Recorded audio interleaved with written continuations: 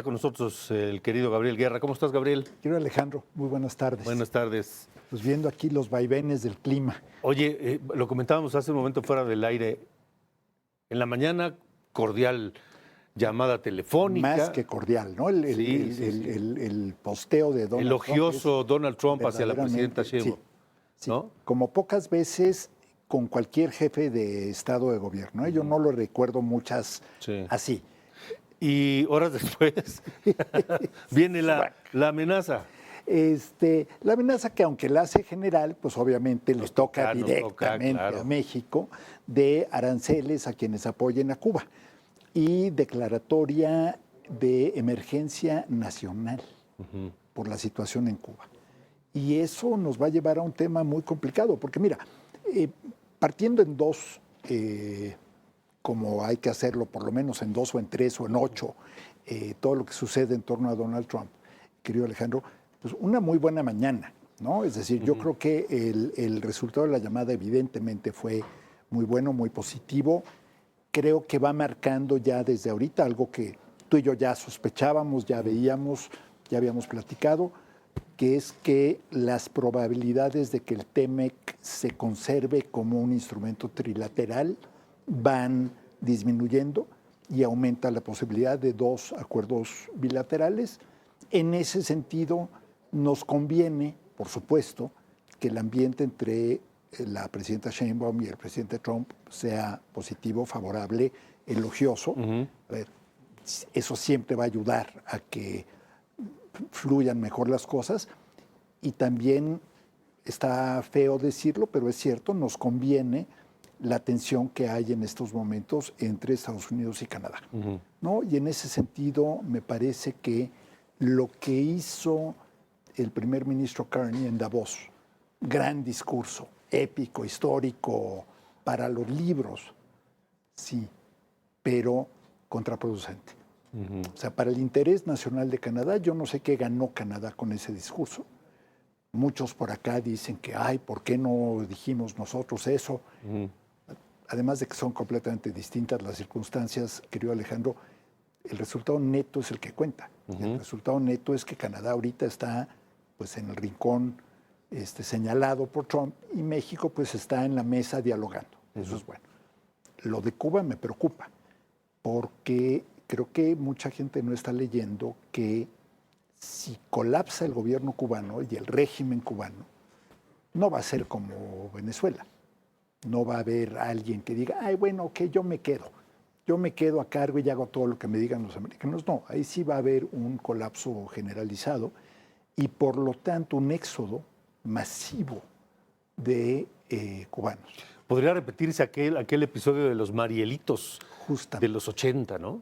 Justamente es lo que estaba yo pensando y estamos hablando de millones. Que fue cuando muchos cubanos de pronto les abrieron la puerta, mañosamente Fidel Castro también, dijo, ¿no? Porque sacó a muchos presos de las cárceles cubanas y les dijo, si se quieren ir, váyanse. Lléguenle. Y entonces todos se embarcaron hacia Estados Unidos y llegaron a Florida. La política estadounidense en ese entonces era cubano que toca tierra, cubano que tiene entrada. Era James Carter el presidente. Era Carter el presidente y ahí jugó un papel muy importante México como interlocutor y como intermediario entre ambos gobiernos, papel que ha ido perdiendo.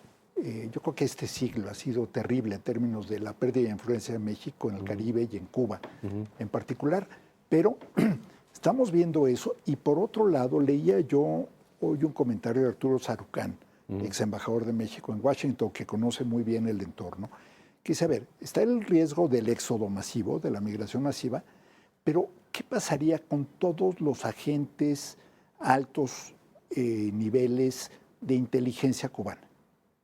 El sistema de espionaje cubano es conocido y reconocido, no por su limpieza, pero sí por su eficacia. ¿Quién les va a dar trabajo? ¿Cuántos cárteles no podrían estar esperando a reclutarlos? ¿Cuántos gobiernos hostiles no podrían estar esperando a reclutarlos? Sí, pero ¿no crees que quedó maltrecho no solo los sistemas de inteligencia cubanos, sino las propias Fuerzas Armadas cubanas tras el operativo de Trump en Venezuela? que el anillo de seguridad de Maduro era solo soldados de cubanos, ¿sí? de alto perfil cubanos y pues no les sirvieron de nada? Sin duda, pero hay un dato que seguramente tú conoces, Alejandro. La mayoría del equipamiento de radares antiaéreo que había ido comprando Venezuela a Rusia estaba todavía en cajas. No lo habían ni siquiera abierto, ya deja tú instalado. Eso fue nota... O aprendido a manejar, ¿no? Que para el caso es lo mismo, sí. ¿no? Es como cuando yo compré mi primera computadora hace ya algunas décadas, estaba preciosa, ¿no? Y entonces le apretabas una tecla y era así como en el coche, ¿no? Que prendías el limpiaparabrisas, no sabías prender el coche, pero prendías las luces y el radio, bueno, así, pero no lo habían ni siquiera puesto en operación. Pero de cualquier manera, el aparato de inteligencia cubano, tal vez no el de seguridad, ese quedó muy maltrecho y muy disminuido además, pero el de seguridad, ¿qué va a pasar con ellos? Entonces, en fin, yo creo que hay muchos riesgos, no sé si Estados Unidos tenga canales de interlocución con alguien en la isla, ojalá, porque lo que no queremos, nadie quiere que continúe una dictadura, pero nadie quiere tampoco caos, desorden y una catástrofe humanitaria en Cuba. Déjame agregar algo. Sí, yo también veo posible ese éxodo de cubanos, muchos hacia Estados Unidos, pero también muchos para México. Muchos, lo cual nos genera también... Por la afinidad ideológica del actual régimen con el cubano. Sí, y también porque hay, digamos, hay una cercanía histórica entre Cuba y México. A ver, no en balde el chile habanero se llama habanero, aunque no venga de allá, pero de ahí venían los barcos, donde originalmente llegaba. Mérida está mucho más cerca de La Habana que, que la Ciudad de México de Estados Unidos. Y pues mira, es población, con todas las carencias que hay en Cuba, es población altamente educada. Yo acabo de estar en Estados Unidos la semana pasada y la mayoría de los conductores de taxi de aplicación eran cubanos. Cubanos que llegaron el gobierno pasado, es decir, durante el periodo de Biden. Todos educados con un nivel de escolaridad pues, muy superior al del promedio mexicano. En fin, sería también un fenómeno interesante. Pero cuando ya estás hablando de millones, Alejandro, las consecuencias humanitarias yo creo que se vuelven terriblemente complicadas, ¿no?